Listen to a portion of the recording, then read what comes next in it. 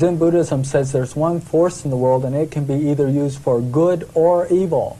And Yoda's called the Zen master. He's always seen with serpents around him or serpents around his neck. Look at the serpents around his neck there. He is a three-fingered, three-toed beast. So he has the 2 fingers and the thumb, which from my information means Satan is Lord. Wow. Oh my God.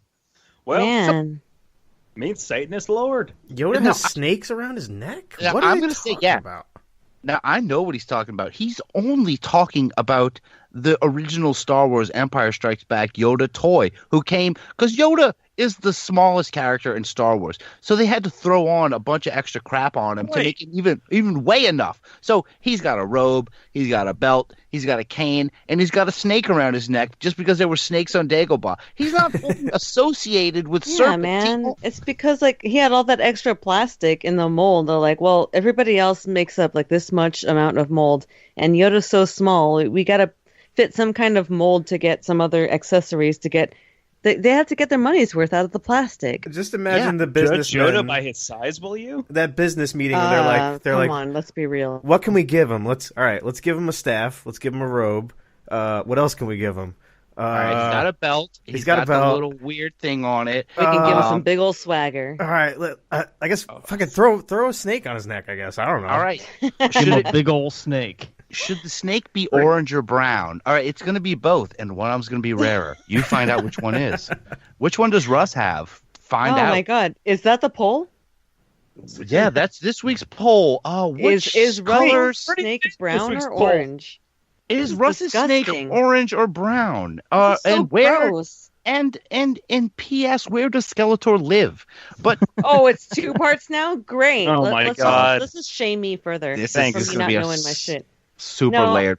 Yeah, I'm gonna vote for the first part. Let's make it about Russ's. Hey, wait! Before we get any further, I just want to say to Brendan, I caught, but I'm sorry I didn't really say anything about your Morris Day in the Time Jungle Love reference. Yeah, with that O-B-O-B-O. Oh man, you guys are gonna make me have to make another remix, but I'm not against it. But coming from that, we had another great one, another clip. Let's hear it, man. We're up to 11, and this is a truly evil sounding sound clip. Satan is Lord. Satan is Lord. Satan is Lord. Whoa. Oh, that's a man, good one too. You combine that with that Obi, and man, we are just like conjuring all kind of stuff tonight. Oh, Satan is Lord. Satan is Lord. Satan is Lord. B-O-B-O. Obi. Obi.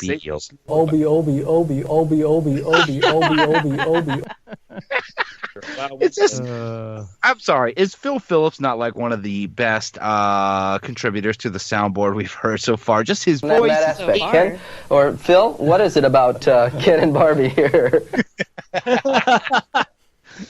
All right, I'll throw him in there too, Gary Greenwald. You got it. But man, unfortunately, or fortunately, they don't talk about Star Wars that much. Damn. But let's move on to another classic film, and it's possibly satanic overtones or undertones. I don't know.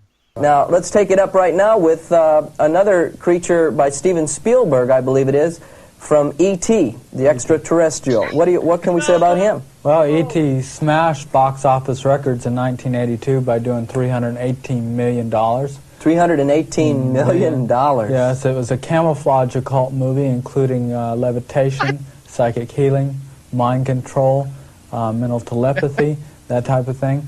E.T. also included some inferences to homosexuality. Wait,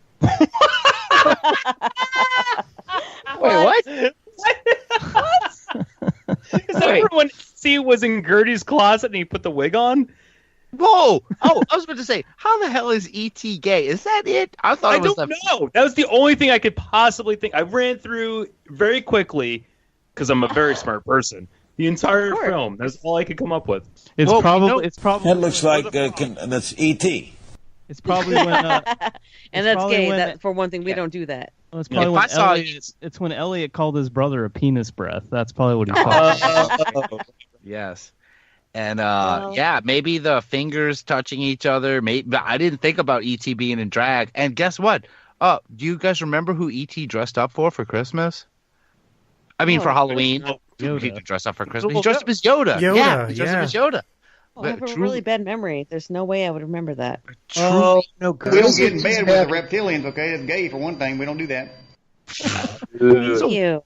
So let's set aside. So how is he gay? Can they explain that one? Let's hear. Homosexuality. Yes. This creature, E.T., became like a lovable little toy that every child wanted to have in his home. And this is just one of many. Now, E.T., I mean, we saw the little guy with healing power in his finger. Yes. And levitation ability, and he just brought all of this into the minds and thinking of the children. Would we say this is a plot to... Well, I think one of the things they tried to do on this movie is to make people accept that there's more Christ than just one. You know, many times that the Hindus, and they believe that there's a multiples of Christ, and they come at different occasions and different times. And so I think that's what happened in this movie. It was a falsification of Christ coming to earth and trying to get us to believe that, hey, you know, if E.T.'s an alien and he came down and he did all the things that he did and he died and was resurrected again, then what about Jesus? Maybe he was an alien. What? What? That's only you. Only this guy could come up with something like that. I loved E.T. as a kid. Still love him now. That's a stretch. Yeah, I wouldn't think that. Like, I believe in a lot of shit, but not through E.T., not through that, no. No, and they never even explain their gay reference. They just have to throw that Oh, in. not at all. Shame. They're ashamed. Shame on them for that. But no, don't shame them. They're ashamed of it, but don't shame them. Yeah, look, I will. It's time to go back to toys. And now, strangely, we're going to get into breakfast cereals, okay? Woo! And now, also, the violence is helping sell cereal, correct? Right. And here we have a G.I. Joe cereal box. And what we're really concerned about is not selling cereal, though. We're concerned about the trend towards teaching the children to have violent attitudes. Oh, yes. And we see things such as flat gum, you know, that look like shrapnel coming out. Now, wait a minute. Flat gum. What? Yeah, it comes in a pouch and it looks like pieces of shrapnel. In fact, I was listening to one commentator talk about the feelings within Russia, and he said that the Russians were more upset about this new trend in America, the children wearing the fatigues and being more militaristically minded than they were about our nuclear arms. You're You're kidding. You are kidding. I don't know if they were scared. These guys are fucking stupid. They are. Yeah, a little bit. When you think 80s fashion and kids, you just think of kids running around in fatigues with shrapnel in their mouth because that's what we were all doing. Buttons. What are they talking about? The shrapnel? Baby. What is... I don't know. Is he talking about Big League Chew? That's what it sounded like. Big League Chew. Brendan, Russ, did you not go around pressing buttons like sending missiles to foreign nations? Did you not do that as a kid? Russ, they sound like aliens. They sound like Red Dawn. they sound That's like they just childhood got shit. here. They do. They're very excited with our toys, but scared of them at the same time. But they can't show us So that scared. It's so weird. And I mean, yeah, they make some decent points about violence, but this next part, it's just weird. But there are some things about Smurfs that we need to look at. First of all, you'll notice that they're depicted as blue with black lips. Well, isn't that interesting? And you know what happens to you when you die? You turn blue and your lips turn black. In other words, these are depictive of dead creatures. Right. And another thing is that Smurfs is an all-male community. And you say, oh, there's Smurfette. She's a female. Well, in one cartoon, she was depicted as transforming from a male to a female through magical power. And so the only female in the Smurfs is transformed from a male. She was not born a female. Now, what you're telling me then is that even Smurfs carry a homosexual connotation in that most of them are male. I believe so. Yeah, Caitlin Smurf. That was the Oh my original God. Smurfette. Because every single Smurf is going through a transformation, and you need to be ready for it. It's so weird. They are just firing these things off this quick. This is not edited that much to where they're going. Yeah, and then also like who? Why does Smurfs This need show a is not sex even. drive? What network is the show even being on? Like nobody's watching the Smurfs. Is that a thing still? The Smurfs. Well, this is all homosexual? Yes, I am gay. Yes, I'm a Okay. Smurf. Okay. Okay.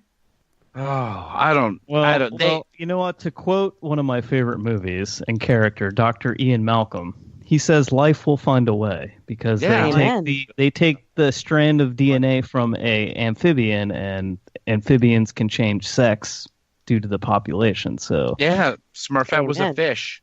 Yeah. But I guess it couldn't get any worse, right? Let's hear. Now, Gargamel, in a recent episode, I saw him draw a 5-pointed star, the pentagram, on the ground. Right. He lit candles at each point, which is an actual witchcraft practice. He started to dance inside the pentagram, chanting a magical chant.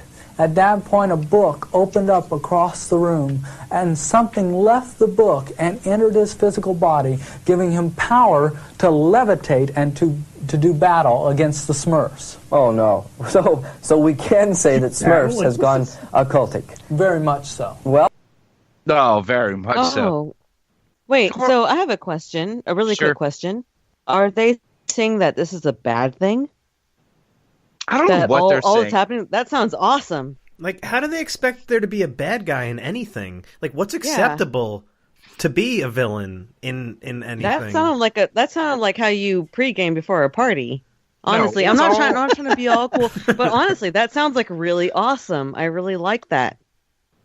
Yeah, Gargamel is dope, and he did create Smurfette. He took a Smurf and cut his Smurf dick off. I don't know what he did. I mean, whatever. Look, that's your words, not mine. Yeah. I wonder what Gargamel said during that thing. I bet he said, like, Obi, Obi, Obi or something, right? Obi, Obi, Obi, Obi, Obi, Obi, Obi, Obi, Obi. There we go. Satan is Lord. Satan is Lord. Satan is Lord. There you go. Thank you, Gargamel. Now, what about another innocent kids program? I don't know if you cared about this one. I won't say host name. What about the Care Bears? Yay! I knew it. I mean, what? If we could look at some slides of the Care Bears, maybe we could get an idea what we're talking about. Now, this is in the Care Bear movie. Now, the little boy is an orphan, and he kind of goes to this circus, and he's being real mistreated, and he walks over to this table, and this book, a face comes out of it and calls him over and tempts him to open the book. Right. And he opens it up, and the face starts to talk to him and starts to teach him how to practice the occult. In a Care Bear comic book? Yes. And then he tries to go against the book, and again, you see the face coming out of the book. The occult book talks to him, guides him, leads him. You see him here looking over a cauldron, and what he's looking over the cauldron, he's looking to see the children and see what they're doing. And at the end, the Care Bears, to take care of their problems, use the Care Bear stare, which is a power being coming from the center of their stomach. Whoa, the Care Bear stare is evil. Care Bear stare! I remember that. Everyone knows that's pure evil. Mm-hmm.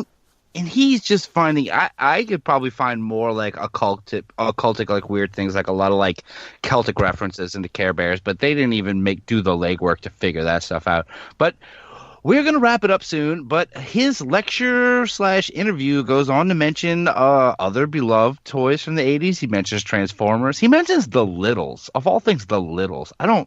We didn't have time. Yeah, we didn't have time to get into it. He also mentions My Little Pony, which is weird to think about now. Rainbow Bright, that's also very occultic. What about Snorkels?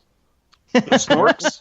The Snorks. Swim along with the Snorks. They were a lot the Snorks. They're fucking evil. They're evil for sure. No, 100%. Definitely.